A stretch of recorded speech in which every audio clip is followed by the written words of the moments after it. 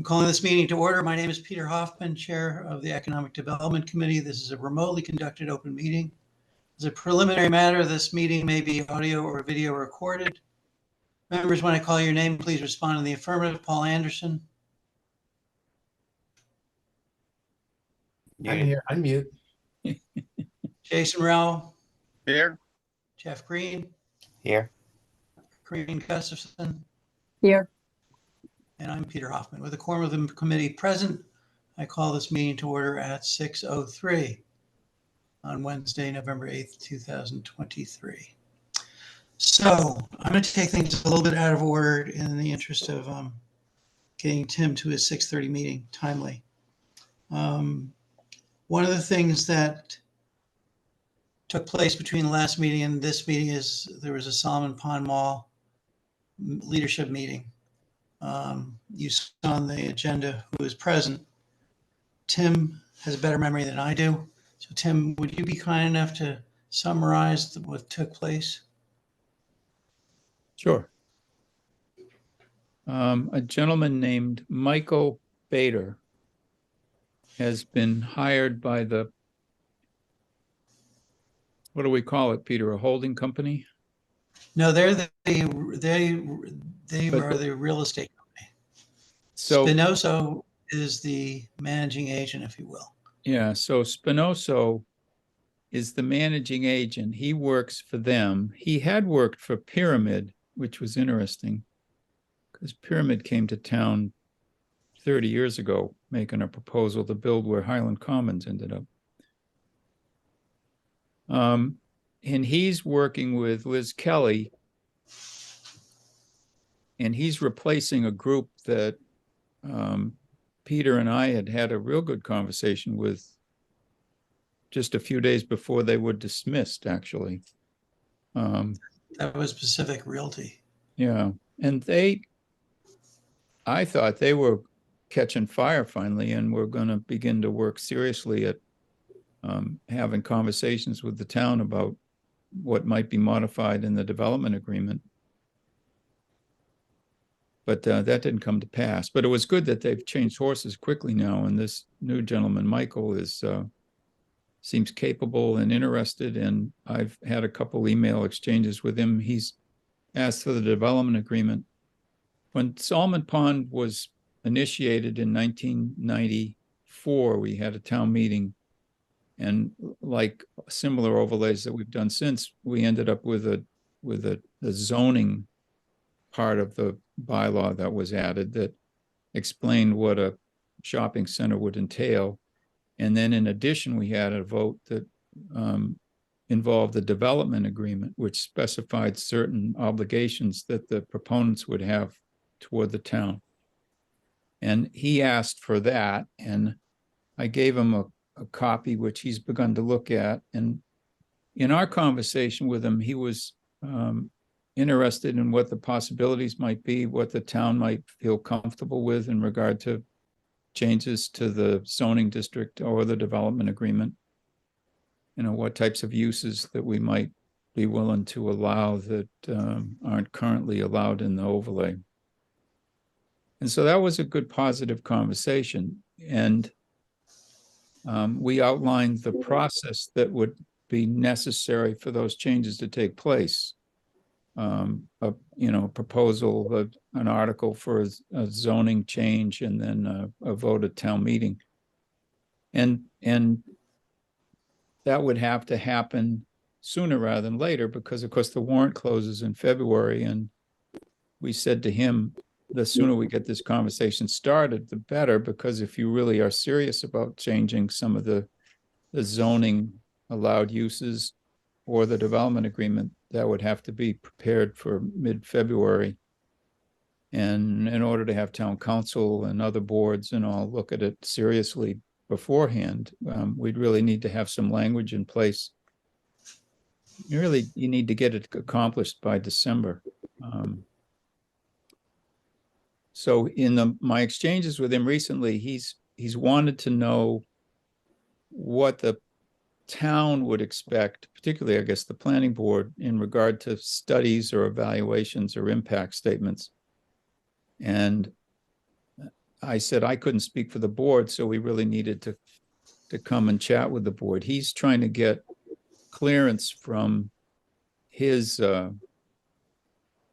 higher ups that would allow the certain expenditure of funds to accomplish some of the traffic impact study, for instance, if certain types of uses were going to be involved. I think the town would look seriously at wanting to have some sort of analysis to make sure that we weren't putting ourselves in a predicament with some of the changes that might be allowed. And I don't think it's big dollars, but he was reluctant to do too much with the planning board until he had the blessing from his higher ups. So that's the way it stands right now at this point, anyway. I encouraged him to at least attend one of the planning board meetings just to chat and introduce themselves, but he seemed themselves, but they seem reluctant. Yeah, he in getting in touch with me today, he said, well, he clearly made it understood that he probably wouldn't be available to present anything on the next time we meet, which is the 14th.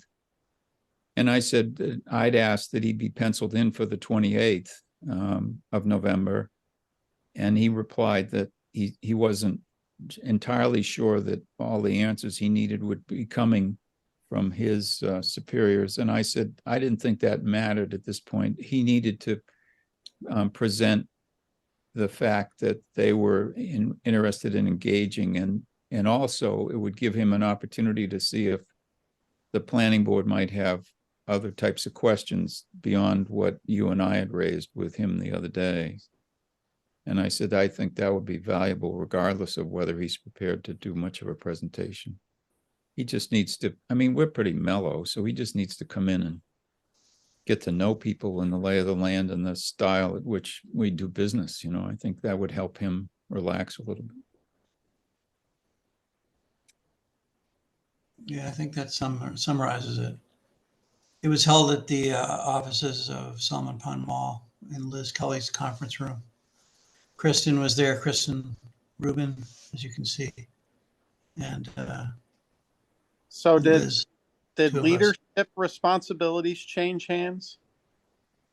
so there's owners, which is the holding company, I guess, which is the bank. The bank is the owner. Yeah, I know they were trying to revitalize it to get it ready to sell it. I think this is in preparation for that, but that's years away. Yeah. I don't think that's months away. And the folks that this fellow Matt works for is managing real estate manager, big company out of Syracuse. You may know them given your connections. Hmm. Yeah, he said to me, I think it's highly unlikely we'll be prepared for the 14th. We need lender consent to proceed. Pacific would have ultimately needed the same. I'm expecting a few quotes for various impact studies by Friday. As we discussed, I prefer to do less as opposed to more, but we are planning to present a worst case scenario to the lender. Assuming I have everything by Friday, it will take some time before we hear back from the lender.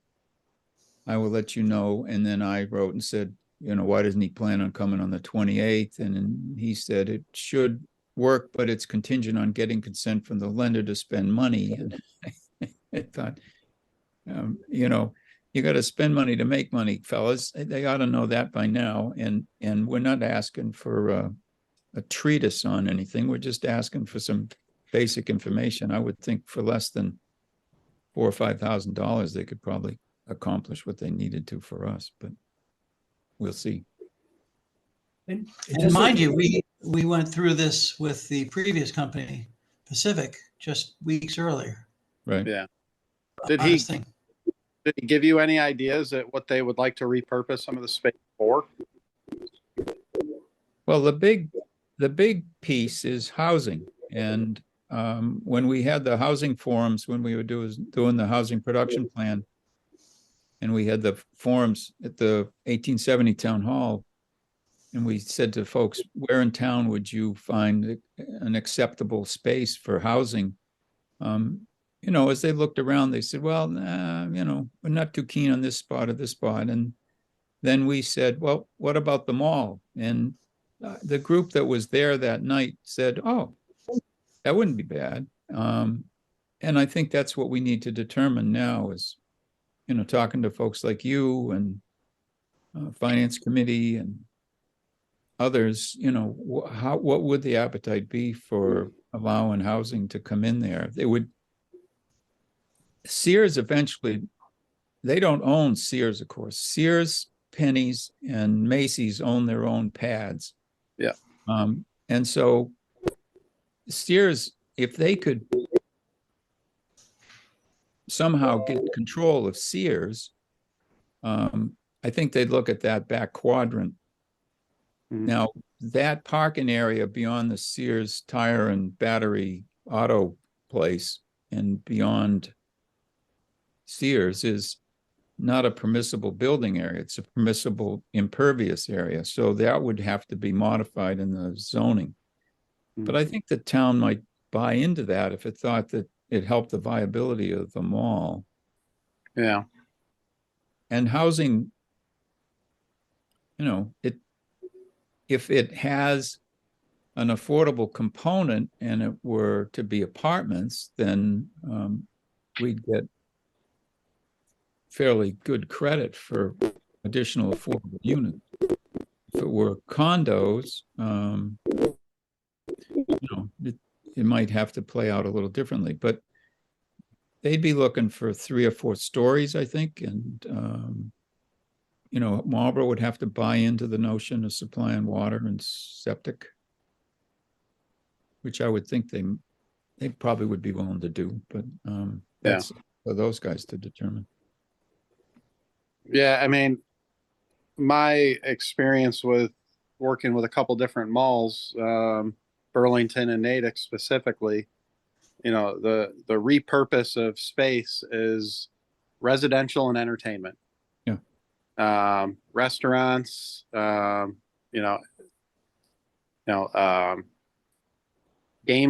you know, again, that entertainment kind of that vibe, is what seems to be grasping and taking hold, and where they're gaining success. Just a couple of years ago, the Burlington Mall went to the town of Burlington and asked for 12 liquor licenses so that they could expand their restaurant footprint. You know, and this was just right before COVID, and they held to it. And you know, that mall is really doing a nice job as far as having storefronts. What's that, Peter? Did they get the liquor licenses? They did.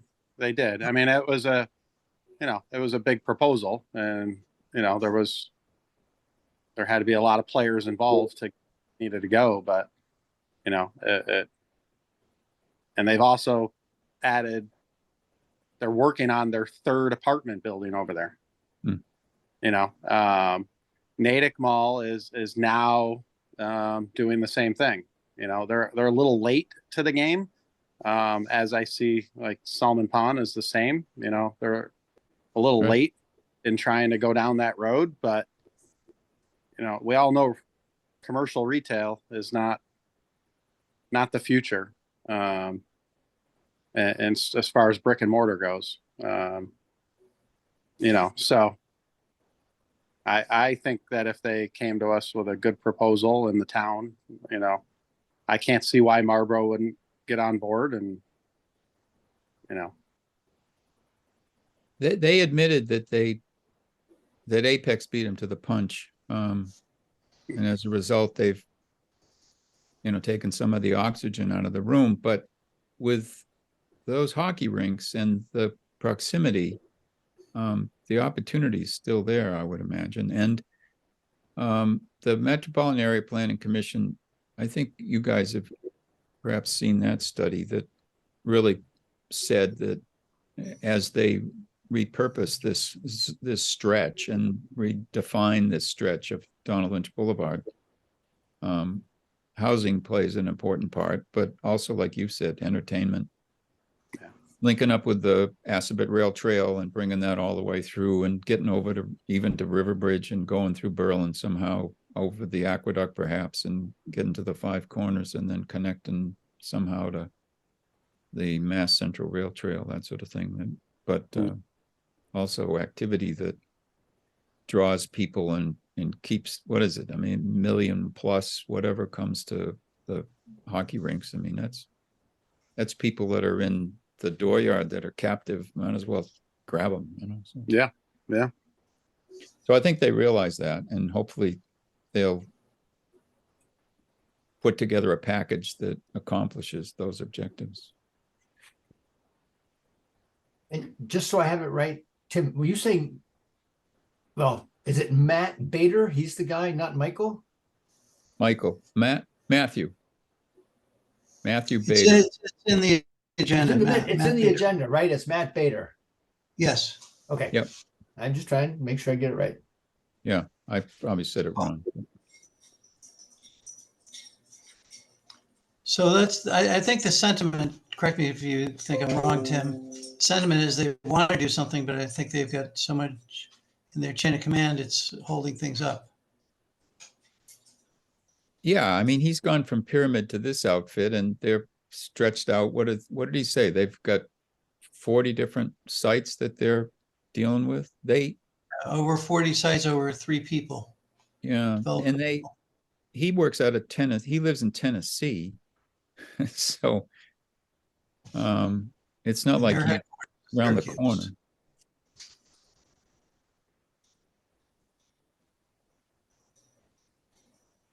When we tried to deal with Pyramid, every time they needed to get an answer, they had to go to Chicago or wherever, and it took forever. And when the shops at Berlin were being proposed down here where River Bridge is, the same thing happened.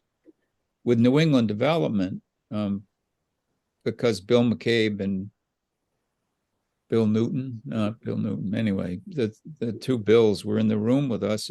If we negotiated a change, they just said, okay, and they initialed it and it was done, you know, and that's the beauty of working with some of these more local. I mean, New England Development was big, but it was still regional. In this case, it seems like they may be encumbered by the fact that they're as large and national. So we'll see.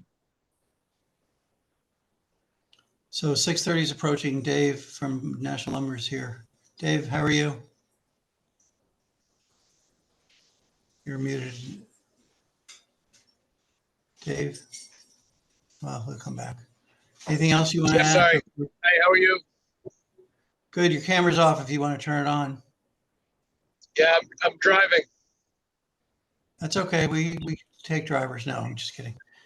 Anyway, thanks for joining us. But Tim, we'll wrap up with Tim and then we'll move right straight to you so you don't have to stay I'm on. all set. I think, I mean, anything you guys can do to brainstorm about what you feel might be appropriate, that would be helpful, because that's what they're going to want to hear from the town is, you know, this would work at town meeting, this wouldn't, you know. And I think if collectively the planning board and you folks and, you know, maybe a couple other boards are paying attention to this, we can probably get a good read as to whether it would fly at town meeting. Sounds good. Well, thanks for joining us, Tim. I'll stick around and listen to Dave and then I'll disappear. But thanks, everybody, and have a nice evening. All right. Thanks, Tim. Thank you. All right. So, I guess we lost. Oh, there he is. Okay. So Dave is the district manager for National Lumber. I discussed with him briefly the EV thing, which is Corinne's domain.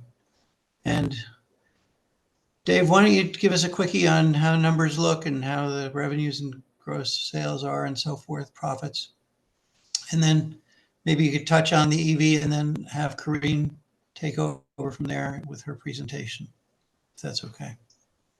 Sure. So we, Jeff's been doing a really good job there. We've recruited a couple of new yard guys that are working out very well in the yard. They keep the place clean. We are in the process of redoing the stores. The real work is going to happen probably after the first week of December. We've got a bunch of product coming in for the store to reset the store. And we also have another delivery truck that's going to be posted out of there. So that'll give them 3 delivery trucks, which will only enhance further the revenue out of that location. So October was a really good month, very strong for Berlin. And, traffic seems to be a little bit better.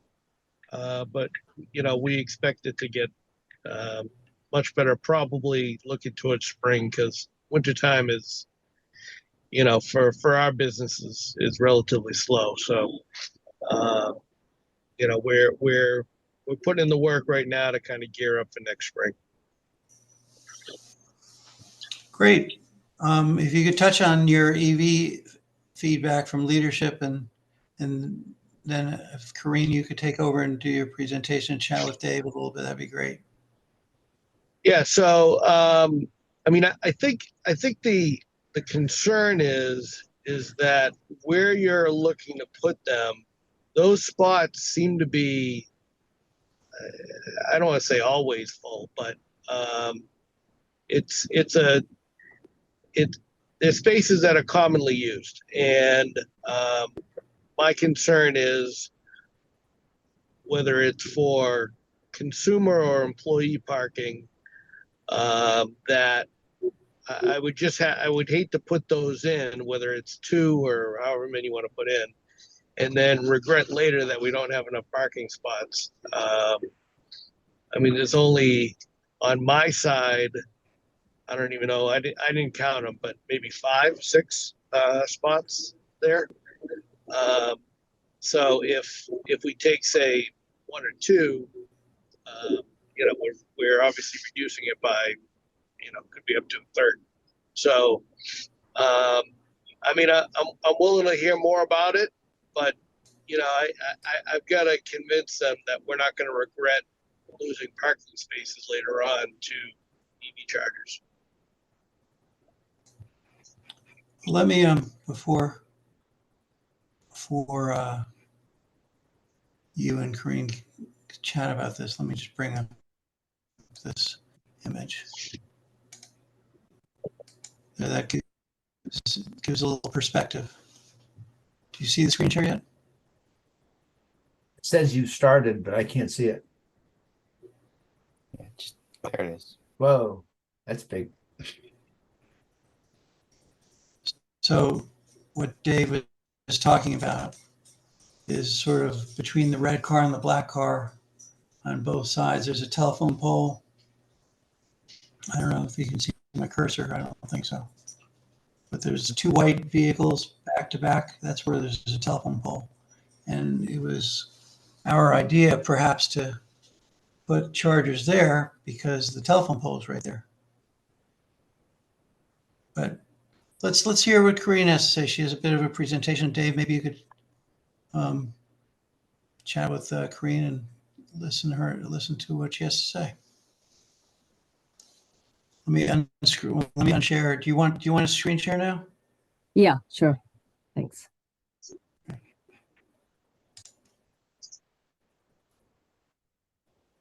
All yours if you're permitted. All right, let me know if you can see the screen. It's coming. It's good. Yeah. I see it. All right. Okay, hold on. Let me just get the pictures out of the way here. Okay.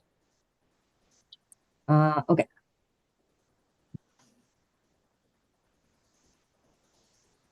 There's a real delay, sorry. All right, so I'm going to talk about the EV chargers in Berlin and something else that came up that we thought might be fun for Berlin and might be good for us is to do an annual 5K fun charity race.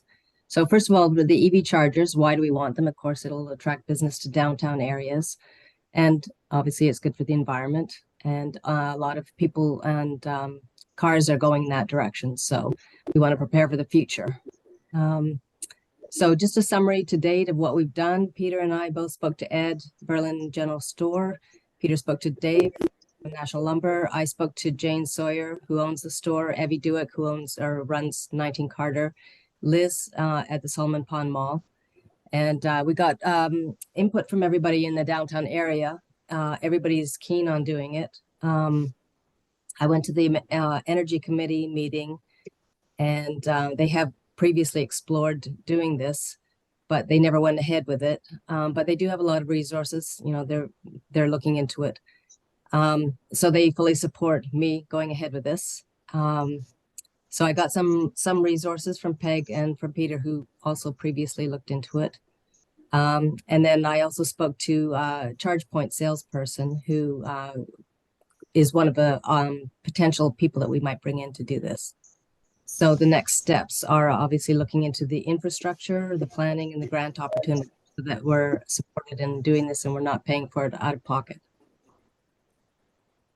So there's two types of chargers, the level 2, which is slow charging, and the DC fast charging. So we need to decide what would be best, what are we looking for. So the two types, the level 2 is where, you know, more for retail. Somebody wants to stop, go into a store, do some shopping, come out. They're just topping it up. They're not going there to charge their car and drive away for 100 miles. They're going to get about 25 miles maybe, but it might entice them to stay a little bit longer, spend more time in the downtown area. So I think the level 2 is what we're looking for, but just presenting the different options for the, you know, what we might want to Why do you think level 2? What?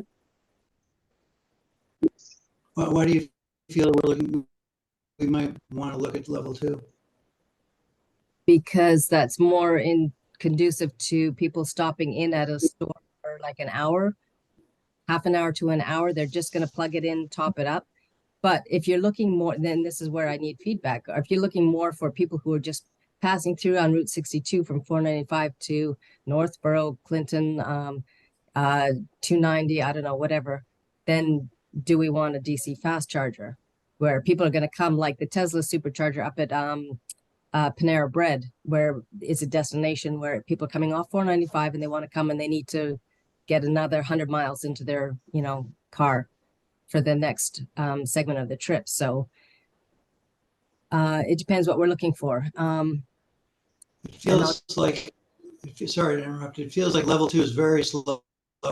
It's slow, but it's DC fast is slow, isn't it? Level 2 is slow, DC is fast. Level 2 is cheaper, and it's more conducive for people just, you know, they're going to stop in and they're going to just charge for a few minutes. But yes, DC charging is fast, and it's more expensive. So those are the two takeaways. So, but I'll get into that more.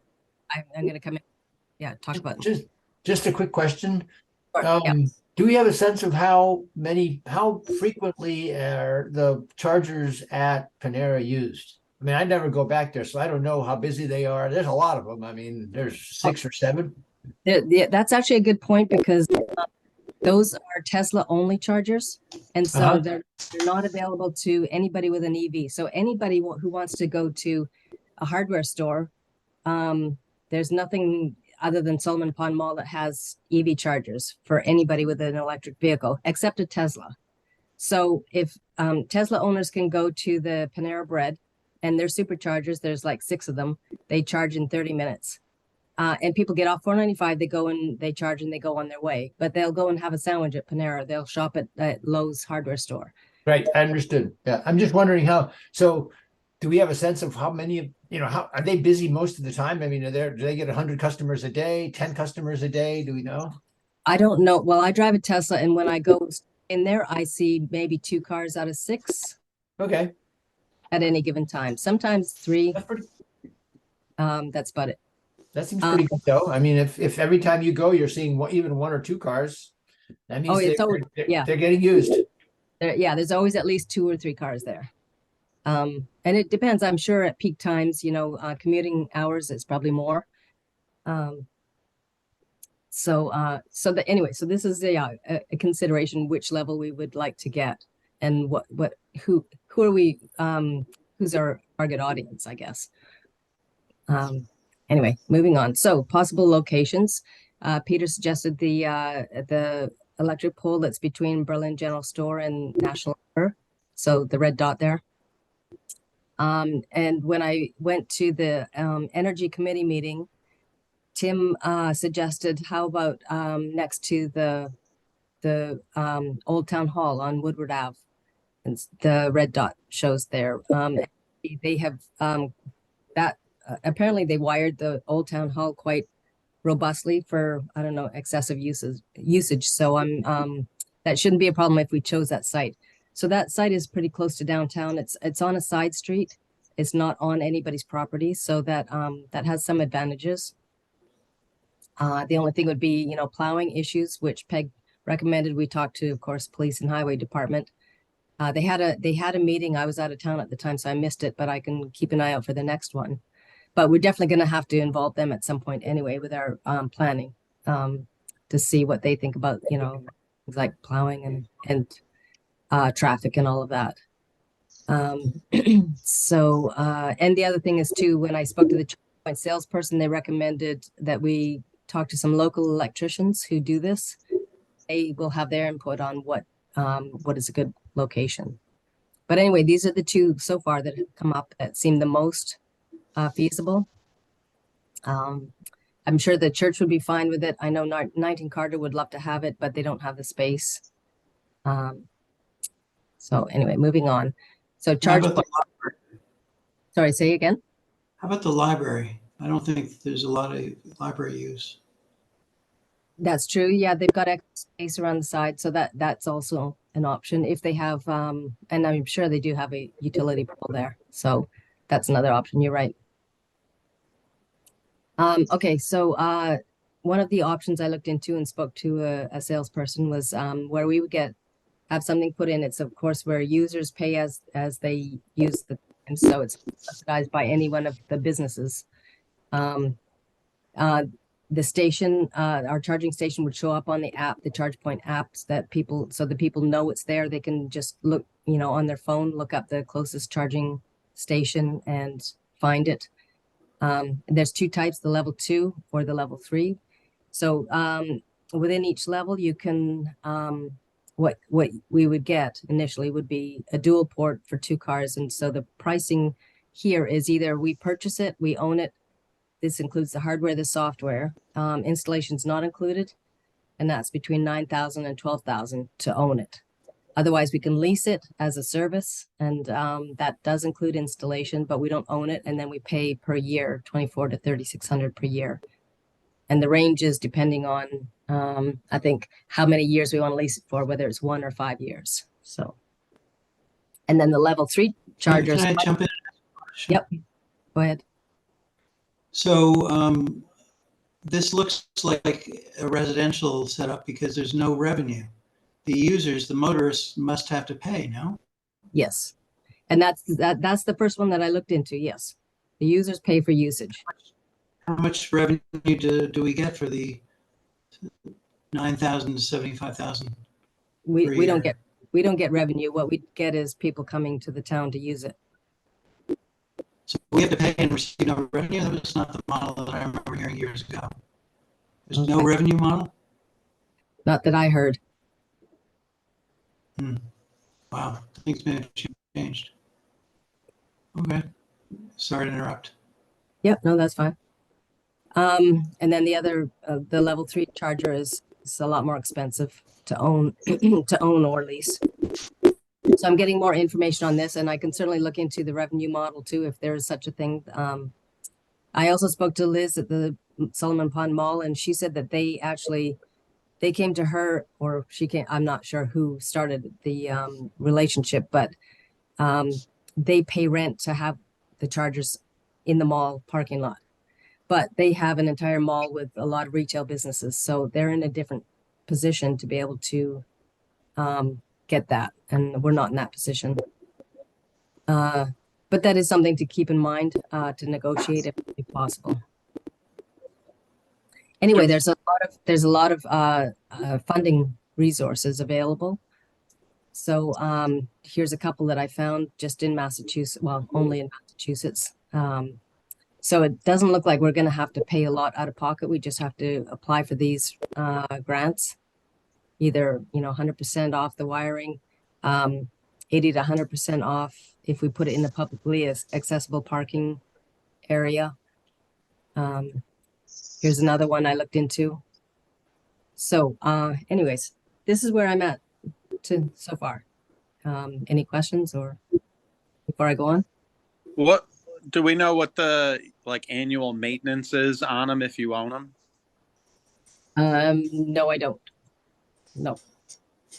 All I know is what if we do it as a, per service cost, it's 24 to 3,600 per year. So I do have an appointment to talk to, they're going to send me a local rep who's going to give me a lot more information. This was my first pass through talking to somebody who's located in Texas or something. So this is the information I got initially, but I will get quite a bit more information once I actually speak to the local rep. So, for these, who pays for the actual electricity is that included in the lease? I think that's the The user's charge. they use it. Yeah. So I don't have a ton of knowledge with these, but I know with the level 3, the fast charging, to the consumer, the person using it, they're expensive to fill your car. Yes, It's more. almost the same price as gas. Not for Tesla, it's not. I don't know. But they're other than Salmon Pond Mall, do we know where the closest public charging ports are? Oh, Panera. No, Can well, you those know are that- just Tesla. It's only Tesla, so we have nothing in the area. I don't know what the nearest I place. believe the Wegmans in Northborough has them. But that's Yeah, and that's not necessarily close, but yeah. So there's definitely a deficit in the area that we need. So are the universal chargers, do they include Tesla or they're non-Tesla? Tesla can use them. It's just not the other way around. Right. Tesla can use any EV, but any EV can't use Tesla. Gotcha. It'd be interesting to find out how the electricity is paid for. I realize it's paid for by the user, but I wonder how much of it. If it's 100% or greater, No, it's 100%. not greater. Oh, greater? I don't know if they charge a surcharge, but people who need to charge their car, they're going to pay it. It's still cheaper than gas. Yeah, I mean, there's definitely a profit going somewhere. I know some of these chargers, it's like 45 cents a kilowatt. If you look at your electric bill at home, you're paying anywhere between 11 and 20 cents. So there's definitely a built-in charge for somebody. It's Jason, I'm looking at solar. It's more like 29 cents with the contract that Berlin's got. All in, it's 29 cents For what? for residential electricity. Well, it depends who your provider is. Well, we all have the same provider unless you opted out. Well, I purchase electric for my house from a different provider. Is it right? No, I get that. Is it the same one that the town uses, which is MES? No. Gotcha. Okay. So, but obviously there's a built-in profit for somebody. Hey, Corinne, I have a question. Maybe you would know this.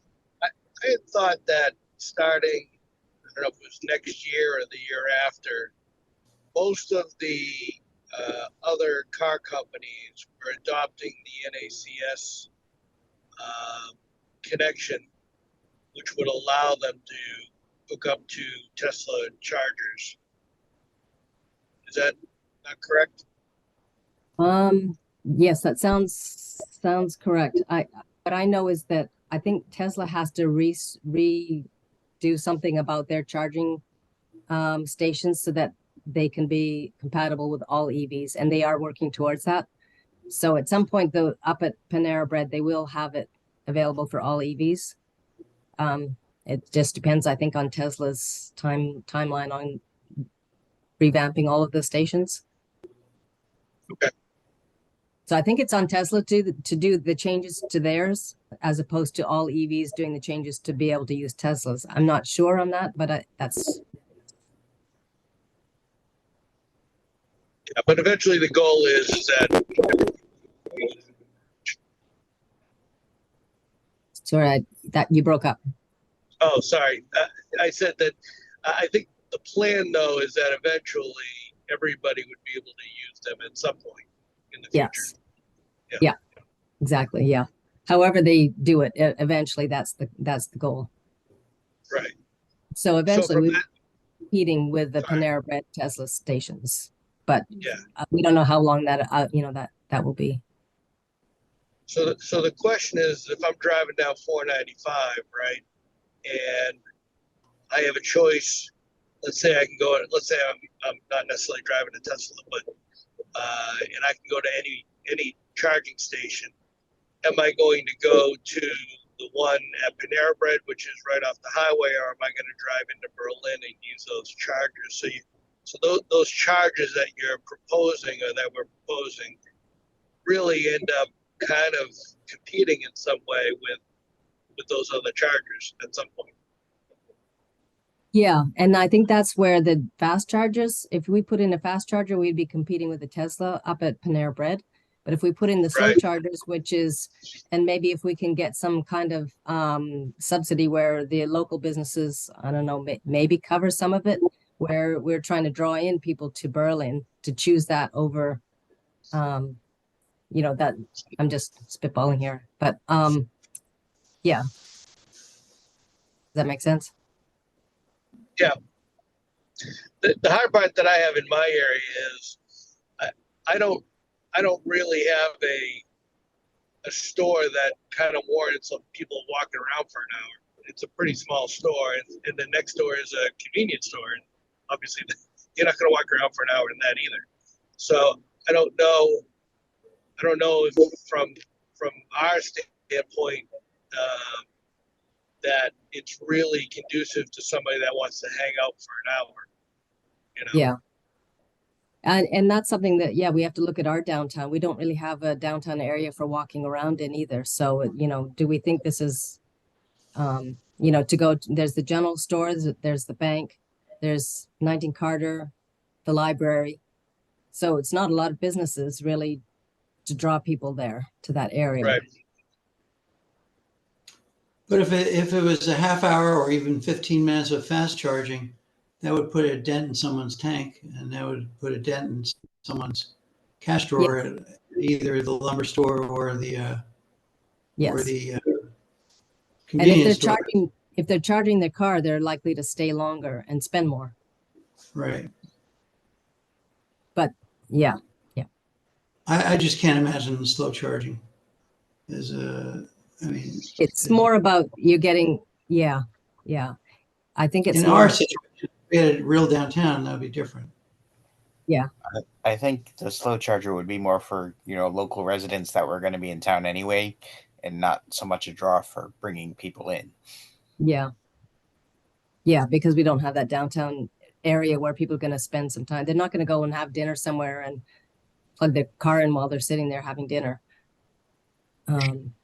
So it really would be a draw more for people who, but then, also then we're going to be competing with the Tesla stations up at Panera at some point. Maybe we don't know how long down the road that might be, but if somebody's on this side of 495 rather than the other, it's going to be a convenience stop.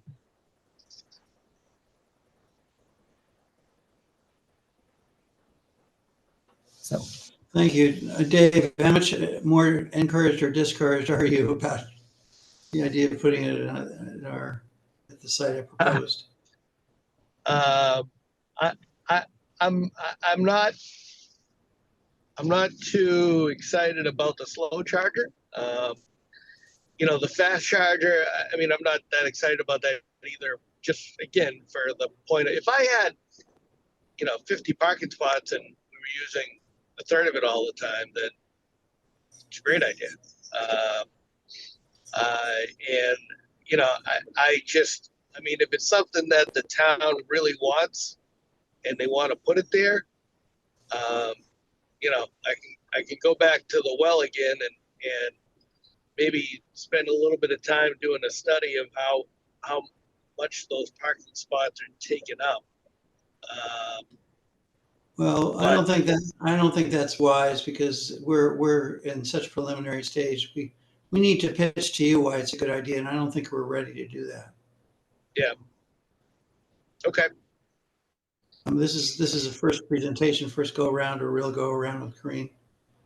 So, as long as you're open to being reapproached, that's all I think we should ask you. Yeah, that's fine. Is there anything we can do for National Lumber in terms of the Economic Development Committee of the town of Berlin? I don't think so. Do you have any permit issues? Do you have any license issues? Any No. difficulty? No, I tell you, for the different towns that we're in, town of Berlin's been great. I've never had anybody complain. I mean, I know that we have a lot of trucks that run in and out of there, which isn't always easy for people, but it's been wonderful being there, really. Bite your tongue. I know it's early, Dave, but have you heard any problems from your trucks about the extra traffic from South Street being closed? No, I have not heard anything. No, sir. I watch that only corner have- all the time, so I see a lot of problems with people turning left at 5 o'clock. Oh, really? Yeah. No, nobody's, I'm not saying that it hasn't been a problem, but nobody's complained to me.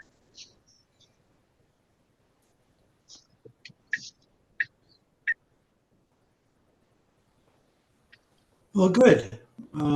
So Corinne's got something different to share. Okay, yeah, on the lighter side. Something to think about if we want to do it. Why would we want to? Just to bring the community together, bring in people from outside. They bring their friends and family, and it puts Berlin on the map for more people who don't even think of the town as a place to go. So this is just something that came up. We were talking about it at the gym one day, and Berlin is one of the only towns around that doesn't do this. So not that we have to do it, but if we want to, I looked into it. Some possible ideas and themes to do it. We could do it on an Old Home Day. I think it's in June, I'm not sure. And maybe at the Berlin Memorial School. We could do a Harvest Fest, maybe September, do it at Berlin Orchards, which would help business there. Everybody loves apple picking in the fall. Some possibly spooky 5K in October. Sawyer Hill Eco Village does a lot of, they bring in all of the town's kids. They welcome them there. They decorate it up. It's really nice for the kids in the town. They have a spooky forest area. It'd be something that we could do in that area if they were, of course, interested and wanted to be involved. Possibly a turkey trot, trail race. There's the Sudbury Valley Trust trails, which are actually next door to my place. Great Oak Farms, or a winter one in December, Solomon Pond Mall. I looked up, there's a perfect 5K that people could park at the Solomon Pond Mall and do a 5K run around from there with plenty of parking, and you could bring in food trucks, music, all of that sort of thing, make it festive. So those are just some ideas. Why would the charities that we would possibly do this for? Because that's, any money, you don't keep it, you donate it to a charity. So some of the possible charities we could consider doing this for would be a high school scholarship. Berlin Food Pantry, of course, an animal shelter, or around Christmas time, or the winter holidays, gifts for disadvantaged kids. And some of the considerations that we need to think about for doing something like this would be, obviously, we need to have enough parking. Needs to be not too highly trafficked roads for the runners, even though, you're going to do it on like a Sunday at 10, so it's not a big issue, but something you have to think about. And you also want it to be something that's somewhat scenic to bring people in that they want to do it. And considerations for the cost, the income to do this, it comes from the runners registering to do the race. And then it comes from businesses who sponsor it, and then they get their names, logos on the t-shirts and awards and stuff. And so that's a way of the businesses getting some advertising for it. And then the costs are getting the insurance to do with the town permit, unless we can get the town to leave it. Police detail for the traffic for like an hour, maybe. Timing chips and mats, which you get through a couple companies who do this sort of thing. Same as the registration fee, where you get people, they can register online and sign up. And then you just need some giveaways like the t-shirts that has the business logos on them. And then you donate to the charities. So that's considerations for doing the race. Any questions? So there actually used to be a 5K with Home Day years ago.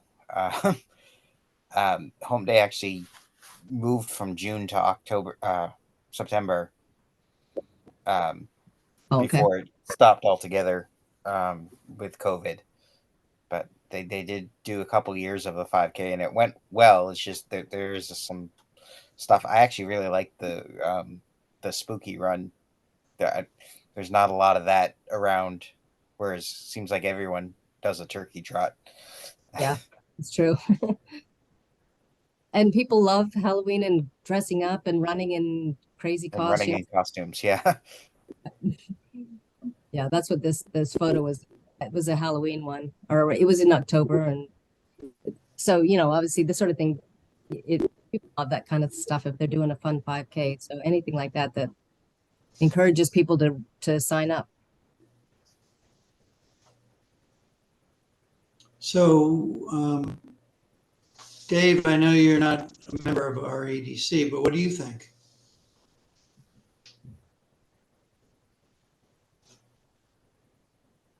He's probably got the radio cranked.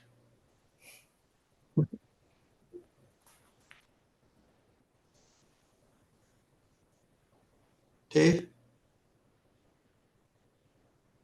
Sorry, Oh, can you hear me now? yes. Sorry. I think it's a great idea. We would donate money for that. We'd sponsor that, some of that. Cool. Cool. But do we have enough downtown parking? I guess we do around the church. But it depends on which location you choose. Yeah. So that's one of the considerations of which race you want to do. Parking areas, So for the old race, they did parking at the school and then shuttled the runners up. Yeah. And I can tell you runners hate that. So it works, but it's the last scenario that I would choose. Mm-hmm. Corrine just completed a half Ironman. Oh, wow. It Good makes for me you. not.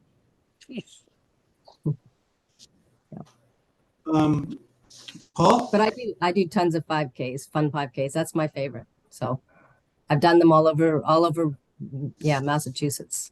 So I do have some experience in those. And I experience in what draws people, what the popular races are and why they're popular. Paul? I think So- it's a great idea.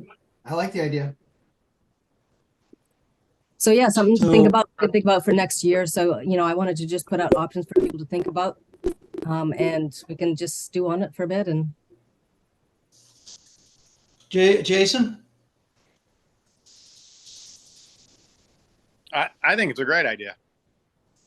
And there's plenty of scenic places to run in our area. The parking is the issue, but Yeah. you know, when you think about a 5K, like I run 40 caves, I trail run over there. And like the loop I do, I come out on Allen Road and, you know, I loop back home and it's right about a 5K when I'm like out. You know, there's, you know, even using the school, like there's plenty of, there could be a nice loop there, you know? Yeah. So yeah, I think it's a cool idea. Jeff? I spend way too much time with these races already between my wife and kids. So, but yeah, I mean, my wife has done 6 races between fall and summer, and we just went to one down in Florida that she ran. So they're definitely draw people in. So Karina, I think it's pretty obvious that you've got a lot of support. Right. Okay. So what's next, Karina? For Make this, yeah, Here. I think we just need to come up with some. We just need to decide, I guess, which one of these 5 or whatever we could. Any other suggestions? I'm open to something else. I just listed the first, top ones that came to mind, but I think everybody likes a spooky time. Yeah. So I can that's- get in touch with somebody up at Sawyer Hill Eco Village, or or it doesn't have to be there. It could be anywhere. I mean, yeah, Lancaster Road has got a long section for parking. Yeah. Why wouldn't you start it either at Salmon Pond or at downtown? Since Dave is possibly offering to be one of the sponsors.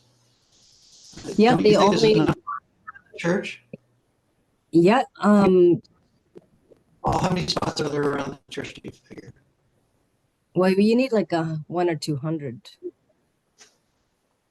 So the mall would be perfect for that, but otherwise you have to shuttle people. Yeah. Yeah, the parking's going to be the trick, and even like you suggested, parking on Lancaster, like you're still not going to get 200 cars, you know. No. You know, So doesn't that leave Salmon Pond as the only realistic? Salmon Pond, the school, Or the school, Main Park Street. Commons, yeah. Yeah.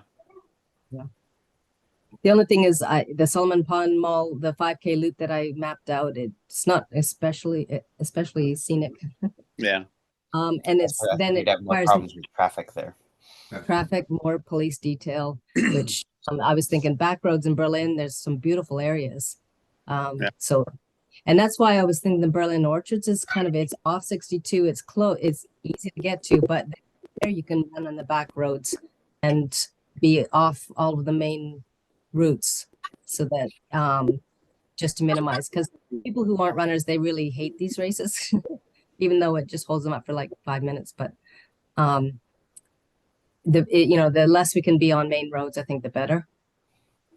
I wonder how many cars you could fit between Berlin Farms and Berlin Orchards if we're on like the grass areas that they. Yeah. And something like that in October or something, you could if they were willing to throw in a bag of apples or something, as come apple picking after your race, or I don't know. I think when you look at what Berlin Orchards does on a busy Sunday, I have to believe that field, I don't know what, that's easily 100 cars. Yeah. And that's why I thought that would be a nice one too, plus the scenic and back roads. That kind of fills a couple of. Corinne, I assume most of these start earlier in the day than later, so they would probably be happy. I mean, I think October for them, they're not going to be too willing to give up their parking area in the afternoon. But if this is a morning kind of event, Yeah. they'd probably they wouldn't mind that nearly as much, particularly if people are going to come, families come and go pick apples, they'll be happy with that. Yeah. Oh, it absolutely would bring business to the orchards. And like I said, you can bring in some food trucks and music, anything to make it more of a, and then it's bringing people to the town, and it's a fun thing that people, remember and they want to come back and do year after year. And if it's an 8 a.m. start for a race, they're actually done racing by 8:45. I mean, Right.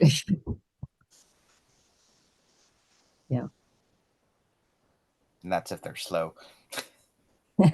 That's true. And the advantage of Berlin Orchards is that you really do have, I mean, I don't know what that loop would be into Bolton and then back down Walnut Street. Is that There's more? a 4.5 mile loop from Berlin Orchards. But I think you might have to do an out and back. Okay. Yeah. But sometimes those weird distances attract people too. You could add on a bit and make it a 5 miler. That, yeah. But what you could do is a 5 mile run or a 2 mile walk.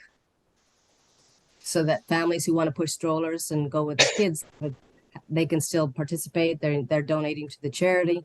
There's always a lot of walkers with kids and strollers and that sort of thing who like to walk the race. So you just make a shorter distance for those.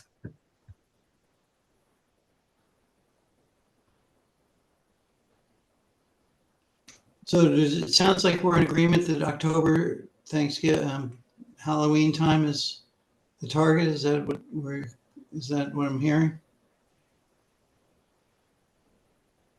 That narrows it down. Yep. That narrows one issue down for you. Also, it gives you some time to work on getting it set up because they do take some time to plan. Yes, yeah. So yeah, thinking next year would be start thinking about it now. So what approvals do we need from the town? Do we need to go to the select board, do you think? I'm not sure which boards we have to go to, but we do need a town permit and we need to get a police detail for the road for 45 minutes to an hour. Yeah. DPW, police, Police and is a minimum 4 hours. First, we need a sense from the select board that they are okay with this. And you'd probably So need to I'd talk say- to rec for insurance so that the insurance would run through them. Mhm. So it sounds like we're all into this, yes? Right? So I'll help Corinne get in front of the select board, get their approval, and then the smaller pieces of the puzzle will be next. great project. All right. Has anybody organized one of these? I mean, I don't know, Peter, you said that the select board's the harder part, and then we've got the other pieces will fall together. I could see it. I think there's probably quite a bit of logistics that need to happen. Right, but I think partly because of sign number one, the sentiment I picked up was, why didn't you come to us first? Oh, In well, this okay, case- fine. There was, and even if they didn't say that, we need their approval. No, I appreciate that, but they may have lots of questions that we don't have answers to, like the insurance question and the police detail, all that stuff. So yeah, but anyway, I think they might give us a roadmap as well. fine, that's fine. I'm also in 2 running clubs and I know the people who organize races, so I can get their help or I can get them to do it for us. Well, I can't get them to, I can ask them if they would, but I definitely had they're friends of mine, so I can ask, all right, how do you do it? And tell me what to do. If they could email you a recipe, that would be the answer. Just follow that.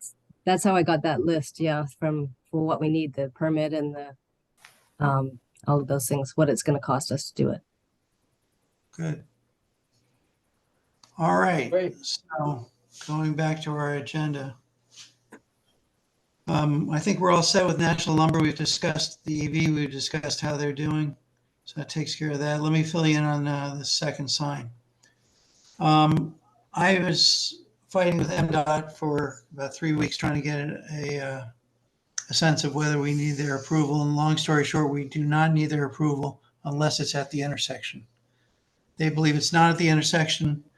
If we follow through with this, which I'm expecting we will, I've got the right person's email address and I'll get it in writing that we don't need their approval. I did not reach out to the pet resort or the veterinarian. I just didn't get to it.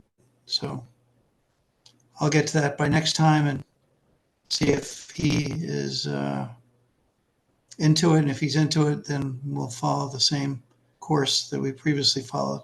The big rub is that Clinton Savings, it doesn't seem much into it. Why don't you speak to that, Jeff? I wish I had more detail on it.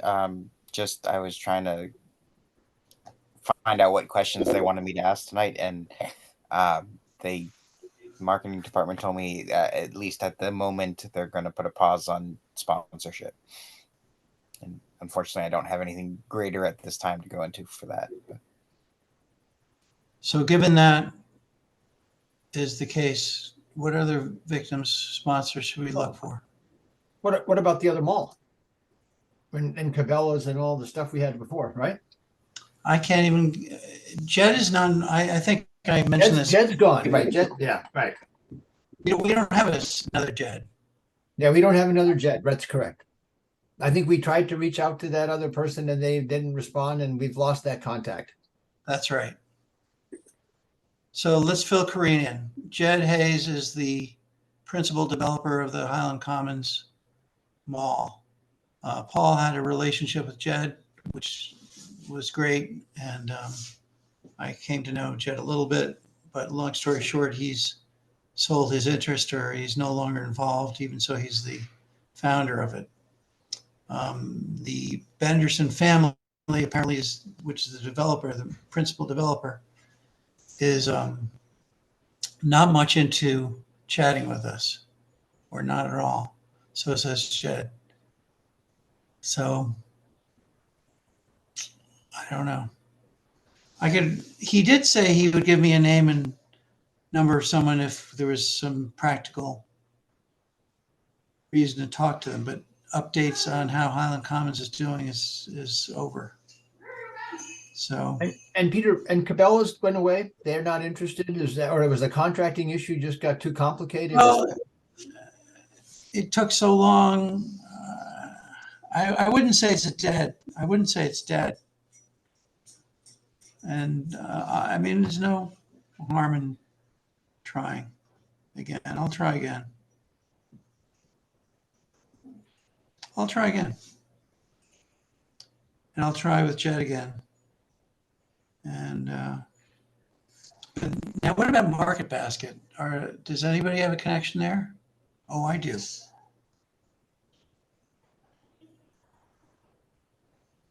Does anyone have a connection? My connection is pretty minimal.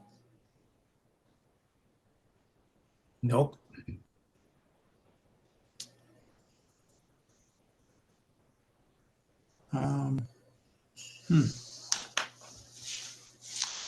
Well, does anybody want to take a stab at Market Basket? Jason? You're in the food business. You're in the retail food business. I don't know if I feel great about going to a competitor asking for funding. That's true. Jeff, Paul, any interest in giving that a stab? Don't all come to the front of the line. Yeah, I don't have great interest in reaching out. I mean, if you have a Cabela's interest, I'll do Cabela's, I'll do Jed because I feel comfortable, but Market Basket, I'd have to start cold. It'd be a project. You could also try the LL Bean. You have their manager that we met. Yeah. All right. All right. If somebody wants to tackle Market Basket, I'll leave that out. No takers. Okay. All right. I'll try LL Bean, Cabela's, and Jed. All right. So that's MDOT Solomon Pond meeting we talked about with Tim. Any questions about that? Clinton Savings Bank, we've discussed. Corinne put her presentation on. I think Corinne knows what to do. and what questions to ask and how to spearhead this EV project and the running race. And that leaves Paul and Jason for some new ideas. I'm sorry, Paul, Jason, and Jeff. I don't have any new ideas this time. Twins doing great. All right. Anything else besides the next date? All right, how about January, mid-January? That's strike anyone is good. Is that too soon, too far out?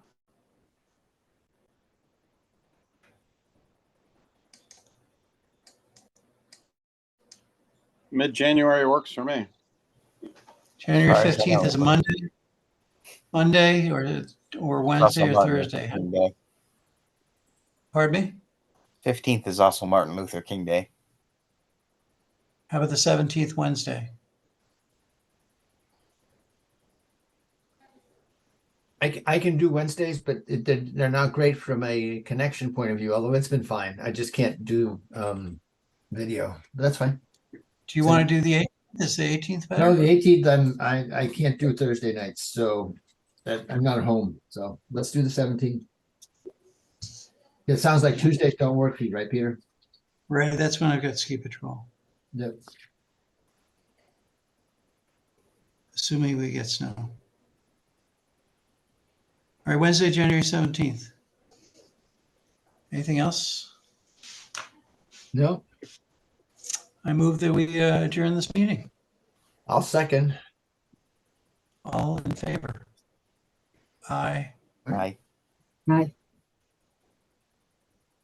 Jason, Paul, I guess are not in favor. We'll continue. I'm I'm just kidding.